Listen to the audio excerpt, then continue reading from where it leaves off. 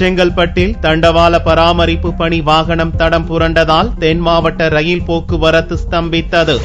காஞ்சிபுரம் மாவட்டம் செங்கல்பட்டு ரயில் நிலைய நடைபாதை அருகில் தண்டவாள பராமரிப்பு பணி வாகனம் இருப்பு பாதையை விட்டு வியாழக்கிழமை அன்று தடம் புரண்டது. அதிகாலை 5:30 மணியளவில் நடந்த இச்சம்பவத்தால் தென் மாவட்டங்களில் இருந்து சென்னை நோக்கி வந்த எக்ஸ்பிரஸ் ரயில்கள் ஆங்காங்கே நிறுத்தப்பட்டன. நெல்லை எக்ஸ்பிரஸ், பொதிகை, ராமேஸ்வரம், முத்துநகர், கன்னியாகுமரி மற்றும் அனந்தபுரி எக்ஸ்பிரஸ் ரயில்கள் ஆங்காங்கே நிறுத்தி வைக்கப்பட்டு மீட்பு பணிகள் நடந்தன. எக்ஸ்பிரஸ் ரயில்கள் மட்டுமின்றி சென்னை கடற்கரையிலிருந்து திருமால்பூர் வரை செல்லும் மின்சார ரயில் போக்குவரத்தும் பாதிப்புக்குள்ளானது. 2 மணி நேரத்திற்கும் மேலாக ஆங்காங்கே ரயில்கள் நின்றதால் அவசரமாக செல்ல வேண்டிய பயணிகள் பேருந்துகளை நாடி சென்றனர். இதனால் கடும் போக்குவரத்து நெரிசல் ஏற்பட்டது. கடந்த 1 மாதத்திற்கு முன்பாக இதே பராமரிப்பு பணி வாகனத்தால் ரயில் போக்குவரத்தில் பாதிப்பு ஏற்பட்டது குறிப்பிடத்தக்கது.